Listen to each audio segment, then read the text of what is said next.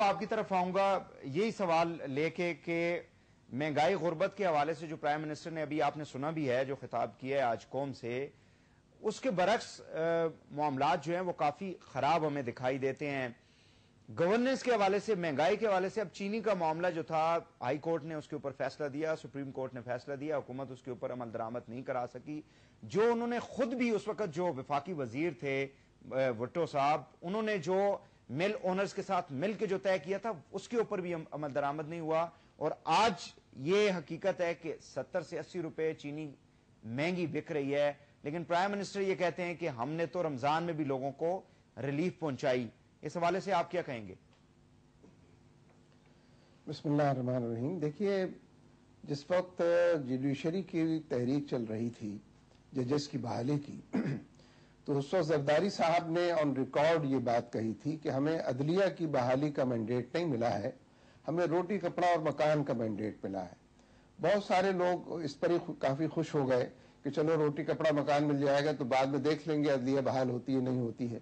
لیکن روٹی کپڑا مکان کے ساتھ، اور یہ اصل میں سمبلز ہے تینوں نام جو ہم لیتے ہیں روٹی کپڑا مکان کے، اس کے نتیجے میں عمومی طور پر جس خوشحالی کے بارے میں تذکرہ کیا جاتا ہے وہ اس کی طرف اشارے ہیں ان تین عنوانات میں۔ لیکن اصل میں یہ تو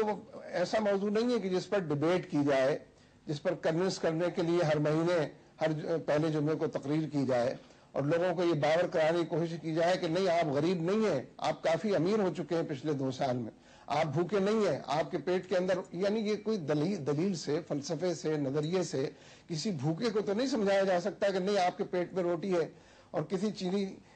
کے لیے جو لائن میں کھڑا ہوا ہے اور پچھلی دفعہ بھی کھڑا تھا اور دکان بند ہو گئی جب اس کا نمبر آیا، اس کو تقریروں سے تو نہیں سمجھایا جا سکتا۔ اور ظاہر ہے کہ پیپلز پارٹی تو فی الحقیقت اس حوالے سے عوام کی نبض پر ہاتھ رکھنے والی پارٹی ہے، ان کو تو یہ تمام چیزیں بہت سارے دیگر لوگوں کے مقابلے میں زیادہ معلوم ہیں، اور انہیں اس کا ادراک بھی اگر ہے تو حقیقت یہ 2 سال تو بہت بڑی مدت ہوتی ہے، 2 سال کم مدت نہیں ہے۔ یہ ٹھیک ہے کہ لوگ ذرا پہلے شور مچاتے ہیں، لیکن اس لیے مچاتے ہیں کہ انہوں نے مینڈیٹ دیا ہوتا ہے، انہوں نے ووٹ دیے ہوتے ہیں، انہوں نے نعرے لگائے ہوتے ہیں، انہوں نے گلے پھاڑ پھاڑ کر ان کے حق میں باتیں کی ہوتی ہیں۔ تو اس لیے زیادہ سنجیدگی سے غور کرنے کی ضرورت ہے حکومت کو کہ اس کی گورننس کے بارے میں جو باتیں لکھی جا رہی ہیں، کہی جا رہی ہیں، سمجھی جا رہی ہیں، اس میں وہ کہاں کھڑی ہے، اور فی الحقیقت ڈیلیور کرنے کے حوالے سے لوگوں کے کتنے دکھ ہیں کہ جن کا مداوع ہوا ہے، کتنے زخم ہیں کہ جن پر پھایا رکھا گیا، کتنے مسائل کے جنگل ہیں کہ جن کو کاٹا گیا ہے۔ اگر ہمدردی سے پیپلز پارٹی اور اس کی حکومت کے دیگر جو شرکا ہیں وہ اس مسئلے کو پراپرلی ایڈریس کریں تو اس میں 2 رائے نہیں ہے کہ کچھ ہو نہیں سکا ہے۔ پاس لے کر آؤں گا کہ ایشین ڈیولپمنٹ بینک نے جو یعنی اس میں ریزرویشنز اٹھائیں، انہوں نے کہا جی گورنمنٹ کا پورا جو پروسیس تھا اس کو نہیں اپنایا گیا سارے معاملے کے اندر، پھر 35% سے زیادہ بجلی مہنگی ہوگی اگر آر پی پی سے ہم لیں گے، تو حکومت کے پاس آپشن پھر کیا رہ جاتا ہے؟ آپ کیا کہیں گے؟ میں تو اصل میں اس فریکوینسی پر بات کرنے کے حق میں نہیں ہوں، اس لیے کہ یہ تو گورکھ دھندا ہے۔ اعداد و شمار کے حوالے سے اور اس طرح کے ایشین بینک کے فلاں اس کے ریفرنسز سے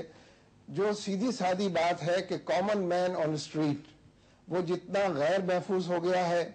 جتنے حوالوں سے اس کی جان مال عزت آبرو جو ہے وہ غیر محفوظ ہوئی ہے، اور پھر یہ کہ اس کا پیٹ بھی خالی ہے، جو ضروریات زندگی ہے وہ اس کی پہنچ سے باہر ہوتی جا رہی ہیں۔ یہ ایک ایسی حقیقت ہے کہ جس کے لیے میں نے پہلے بھی عرض کیا تھا کہ بہت دلائل کا انبار لگانے کی اور فلسفہ بگھارنے کی ضرورت نہیں ہے۔ اگر فلسفہ ہی پیش کرنا ہے تو پھر سیدھے سادے یہ کہنا چاہیے کہ بھوک کی دنیا الگ ہے، روٹی کپڑے مکان کی دنیا الگ ہے، اور ہم فلسفی لوگ اسمبلیوں کے اندر، حکومتوں کے اندر پہنچ گئے ہیں جو یہ ثابت کریں گے بھوکے کے اوپر کہ وہ بھوکا نہیں ہے۔ تو میرے نزدیک تو ان اصطلاحوں میں اگر آپ بات کریں اور زمین پر اتر کر بات کریں اور جہاں آدمی کی سفرنگز ہیں، پریشانیاں ہیں، وہاں پر بات کریں تو کوئی اس کا حاصل ہے، ورنہ اگر اوپر کی دنیا کے اندر بات کرتے رہیں گے تو نہ مجھے کچھ سمجھ میں آئے گا نہ عام آدمیوں کو سمجھ میں آئے گا۔ تو 2 سال میں کیا کر سکتی ہے ایک جمہوری حکومت؟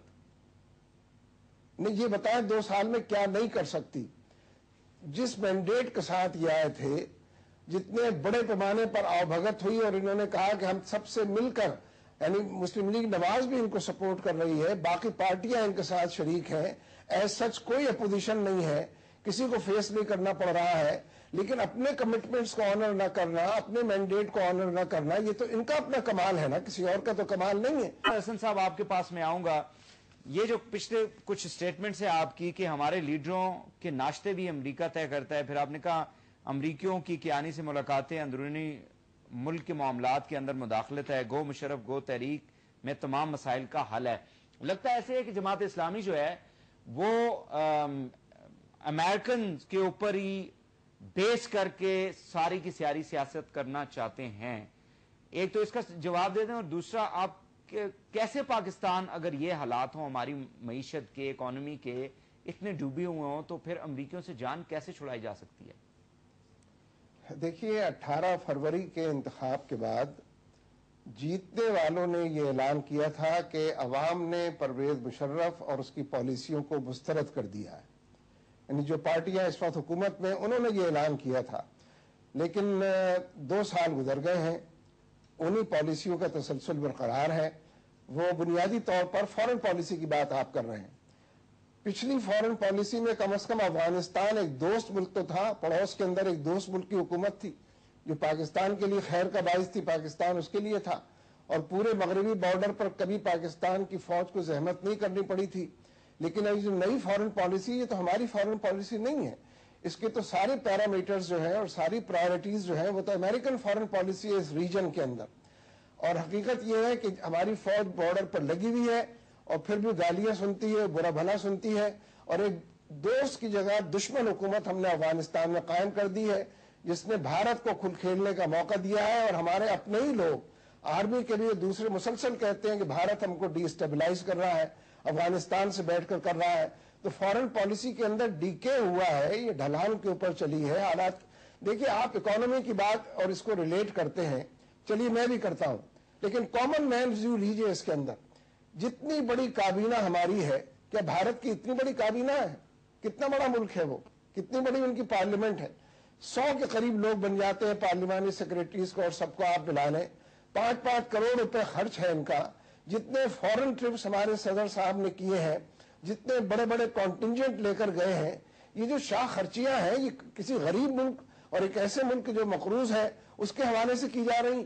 تو اس لیے ہم یہ سمجھتے ہیں کہ کوئی ول تو ہونی چاہیے نا کہ معاملات کو ٹھیک کرنا ہے۔ یہ جن لوگوں کی دولت رکھی ہوئی باہر کے بینکوں کے اندر، میں تو کہتا ہوں میاں نواز شریف صاحب بھی اور آصف زرداری صاحب بھی پوری نہ صحیح اپنی آدھی دولت باہر سے ملک کے اندر لے آئے، کم از کم بینکوں کا نظام تو ٹھیک ہو جائے گا، حالات کچھ بہتری کی طرف مائل تو ہوں گے۔ عوام پیٹ پہ پتھر باندھ سکتے ہیں بشرطے کہ انہیں معلوم ہو کہ ان کے حکمران بھی پیٹ پر پتھر باندھے ہوئے ہیں، لیکن جب انہیں پتا ہو کہ عوام تو بیچارے گئے گزرے ہیں اور حکمران جو NRO کے ذریعے برسر اقتدار آئے ہیں، اور دولت کی ایک ریل پیل ہے پوری دنیا کے اندر، ان کے بینک بیلنسز ہیں، ان کی پراپرٹیز ہیں، تو اصل میں کوئی نمونہ، کوئی ایگزامپل، کوئی مثال اگر حکمرانوں کی طرف